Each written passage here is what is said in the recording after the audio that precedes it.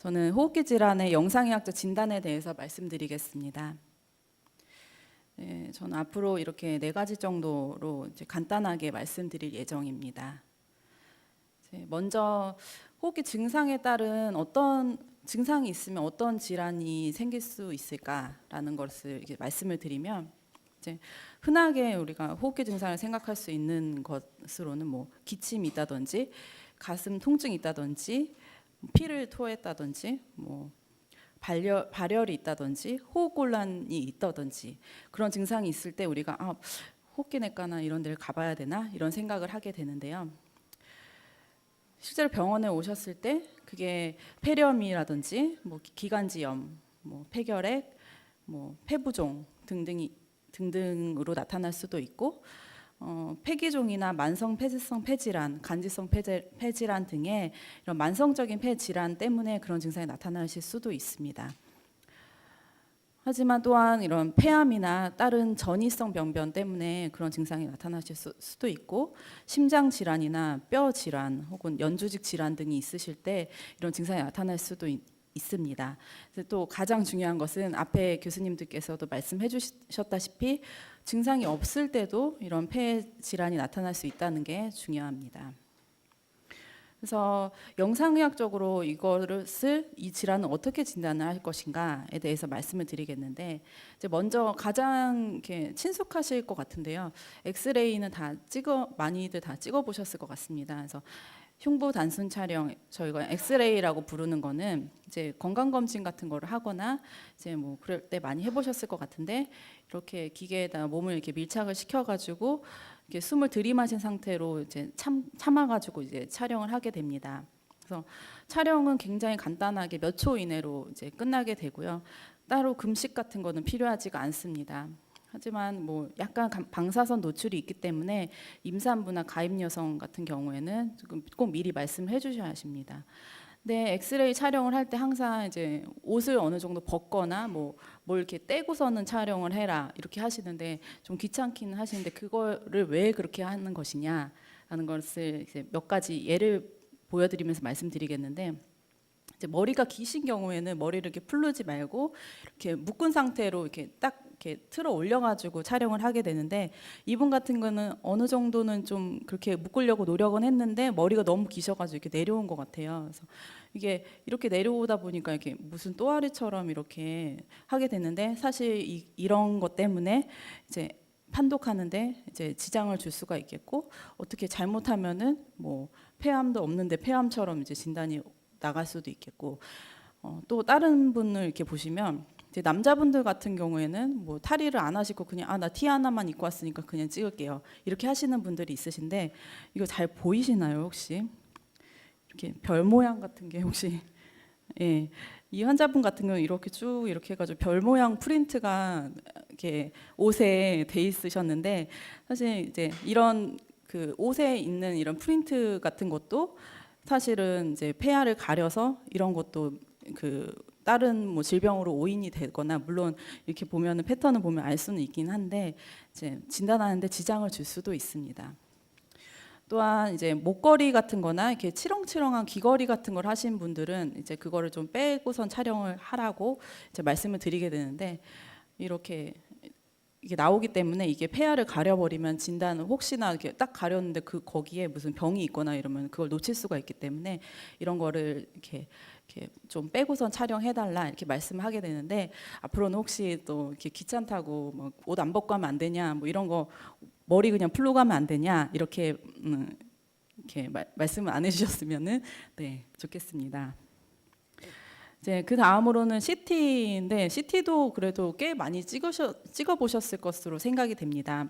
이렇게 침대 같은데 누워가지고 이런 기계가 이렇게 돌아가면은 이렇게 쓱 이렇게 왔다 갔다 해가지고 이렇게 촬영을 하게 되는데, 소요 시간은 엑스레이보다는 조금 깁니다. 그렇지만 이제 몇 분 정도로 이제 짧습니다. 그리고 흉부 CT는 굉장히 많은 종류가 있게 되는데, 뭐 일반 흉부 CT도 있고 고해상도 흉부 CT도 있고, 아까 계속 말씀드렸던 건강검진 같은데 이제 이용이 되는 저설량 흉부 CT도 있고, 이런 것들은 조영제를 일반적으로 사용하지는 않습니다. 하지만 이제 조영제를 이제 그 필요에 따라서 사용을 할 수가 있는데 조영제를 만약에 사용하게 되면 약 6시간 정도 금식이 사전에 필요하시게 되시고 조영제의 부작용으로 이제 가려움증이나 두드러기 같은 그런 과민 반응이 드물게 있을 수는 있습니다.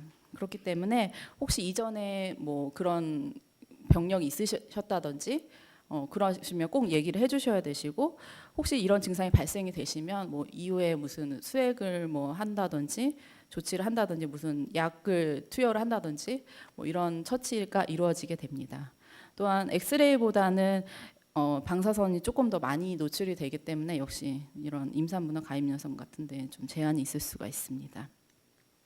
그다음에 MRI를 드물게 촬영을 할 수는 있는데요. 일단은 MRI 같은 경우에는 좀 촬영 시간이 몇십 분 정도로 깁니다. 대부분 한 30분 내외 정도로 되고 장점으로는 방사선 노출이 없다라는 장점이 있습니다. 하지만 아시다시피 비용이 굉장히 비싸고 일단 폐의 경우에는 좀 많이 시행되지는 않습니다. 무조건 MRI 찍으면 무조건 좋다고 항상 생각이 되는데 꼭 그런 건 아니고 그 문제는 여러 가지 뭐 해상도 문제도 있고 움직임 때문에도 있고 그런 문제로 조금 많이는 시행되진 않는 편이고 그리고 이제 이렇게 몸에 혹시 이전에 수술을 받으셨다거나 뭐 무슨 시술 같은 걸 받으셔서 금속성 물질을 몸에 지니고 계신 경우에는 이제 그 물질 그 금속의 소재에 따라서 MRI 촬영이 이제 가능하지 않은 경우가 있기 때문에 미리 말씀을 해주셔야 되시고 이 환자분 같은 거는 머리 MRI 촬영하시는 분인데 그 이렇게 촬영하는 부위에 이런 무슨 판 같은 거를 대고 그 안에 이렇게 장착을 시킨 다음에 이 통 안에 들어가서 촬영을 하게 되는데 이 통 자체도 굉장히 약간 좀 답답한 그런 느낌이 있어요. 이런데 30분 정도 계신다고 생각을 하셔야 되시고, 근데 또 이런 통 안에 또 있어야 되고, 그래서 좀 답답함을 느끼실 수도 있고, 이 안이 좀 촬영하는 도중에 굉장히 시끄럽기 때문에 이렇게 귀마개 같은 거를 해드리게 되는데요. 어떤 분들은 굉장히 이런 일정한 소리가 나서 졸립다 이렇게 생각하시는 분들도 있으시지만 뭐 답답하다라고 느끼시는 분들 있으시겠고 또 특히 폐쇄공포증 같은 게 있으신 분들은 좀 MRI 촬영하기 힘들어하시는 경우가 있습니다.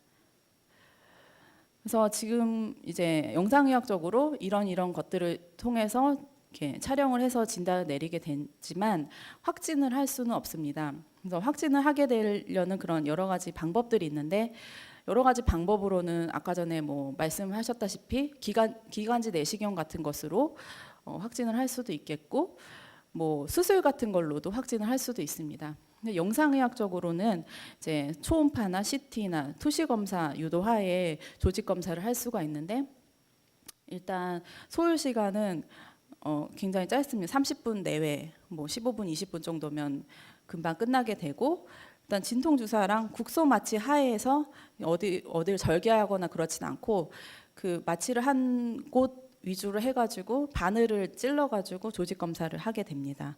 그래서 대부분 이제 양성과 악성 감별하는데 뭐 이게 폐암이냐 아니냐를 진단하기 위해서 이제 조직 검사를 하게 되고 뭐 양성이라도 뭐 세부적인 뭐 균이 어떤 균이냐 이런 거 알기 위해서 할 수도 있고 악성 조직이라도 또 거기 중에서 또 세부 특성을 또 알기 위해서 또 시행을 할 수가 있습니다.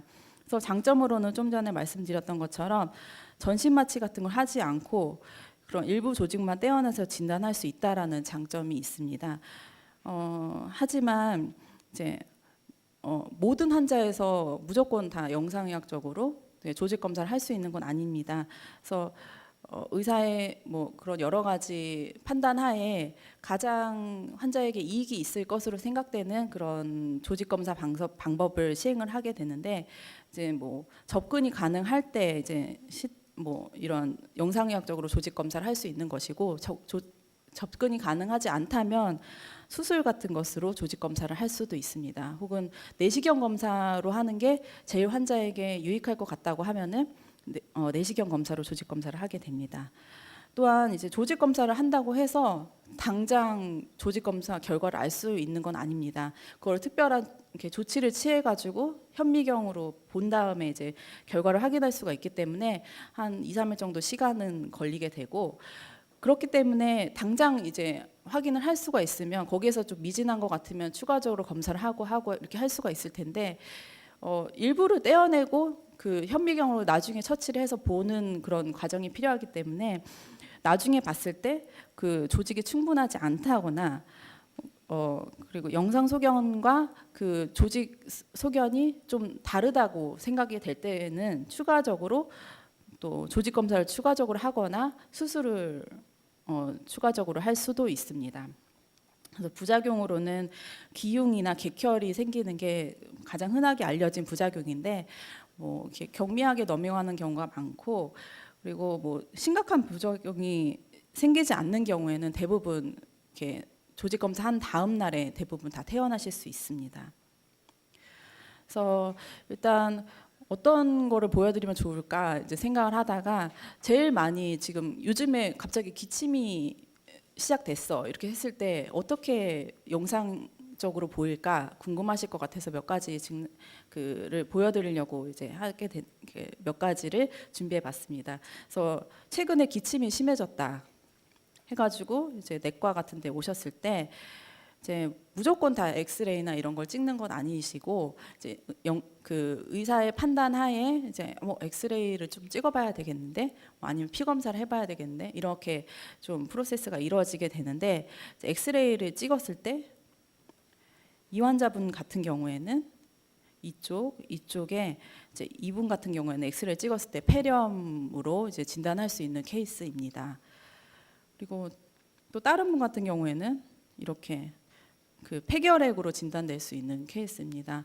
그래서 이게 이런 경우에는 추가적으로 뭐 가래 검사를 한다든지 뭐 피 검사를 한다든지 여러 가지 검사를 하실 수 있는데, 뭐 이렇게 또 심각해 보인다고 해가지고 무조건 CT를 또 추가적으로 찍는 건 아니시고, 이제 뭐 폐렴 뭐 이런 정도는 뭐 약을 일단 드리고 뭐 일주일 있다가 다시 내원하셔서 추적해서 엑스레이 정도만 찍으시면 뭐 호전되는 경우가 많기 때문에 꼭 CT까지 찍는 경우는 항상 있다고 보시는 건 아니시고요.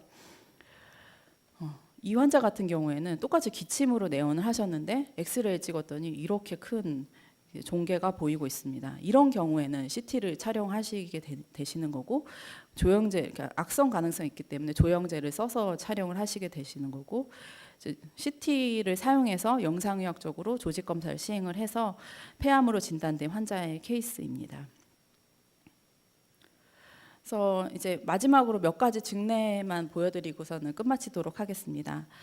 폐암의 중요성을 좀 전에 교수님들께서 많이 말씀을 해주셨고, 폐암에 대해서 굉장히 이렇게 중요한 그런 요즘의 추세가 중요성이 대두되고 있는데, 폐암이 되게 조직적으로 되게 여러 가지 형태로 보일 수가 있습니다. 그래서 어떤 거는 뭐 되게 조그맣게 보일 수도 있고, 어떤 거는 좀 전에 보여드릴 것처럼 이렇게 크게 나타날 수도 있고, 되게 천천히 자라는 암이 있고 빠르게 자라는 암이 있고, 여러 가지 그런 패턴으로 보이게 되는데, 이런 경우에는 엑스레이에서도 딱 보일 정도로 이제 폐암 의심 소견이 딱 발견이 될 수가 있고, 추가적으로 이제 CT를 찍어가지고 그리고 조직 검사를 해서 폐암으로 진단된 환자의 케이스입니다. 또 다른 환자분을 이제 보여드리면, 이분은 뭐 이게 뭐 이쪽 이상이 있기는 하지만 특별히 엑스레이 상에서는 폐암 의심 소견이라고 볼 만한 병변은 전혀 없습니다. 근데 CT를 찍었더니 이쪽에 보이시겠죠? 그래서 약간 이렇게 동그라미, 진한 동그라미가 있고 이 바깥쪽에 좀 희끄무리한 동그라미가 있는데, 이거 자체가 이제 일부는 단단한 조직 그리고 대부분은 단단하지 않은 조직으로 이루어져 있는 폐암입니다.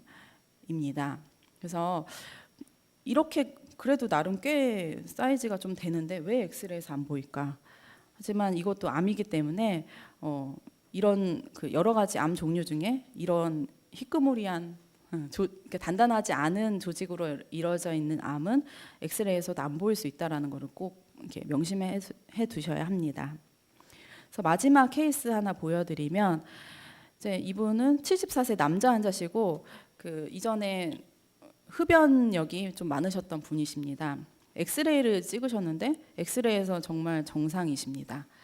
근데 이분은 이제 작년에 이제 10월부터 12월까지 저희 병원에서 폐암 시범 검진 사업을 진행을 했었고 올해에도 1년 동안 이제 진행하고 하게 될 이제 폐암 시범 검진 사업에 참여하게 되셨습니다. 그래서 우연하게 이제 그 저설량 흉부 CT를 촬영을 하게 되셨습니다.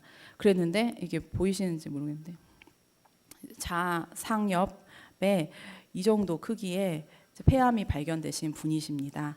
보이시면은 좀 전에 보셨던 그런 이런 폐암 같이 굉장히 좀 이렇게 단단한 조직과 단단하지 않은 조직으로 섞여서 이루어져 있는 암인데 사이즈가 좀 큰 편인데도 다시 봐도 엑스레이에서 전혀 보이지가 않습니다.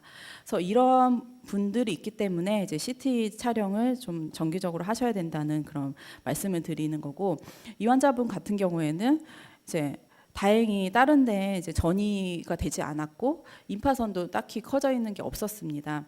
그리고 이런 게 좀 안 좋은 경우는 처음에 발견했을 때 중요 조직, 심장 같은 거를 딱 침범을 해가지고 있으면 수술도 불가능하게 되는데 다행히 그런 그 침범도 보이지 않아서 수술이나 뭐 방사선 치료 정도로 이렇게 완치를 기대할 수 있는 그런 환자의 케이스이고 이분도 아마 늦게 오셨다면 CT를 계속 안 찍고서는 계셨다면 아마 좀 수술이 불가능하거나 전이가 생겼거나 그랬을 위험성도 있었던 그런 케이스로 생각이 됩니다.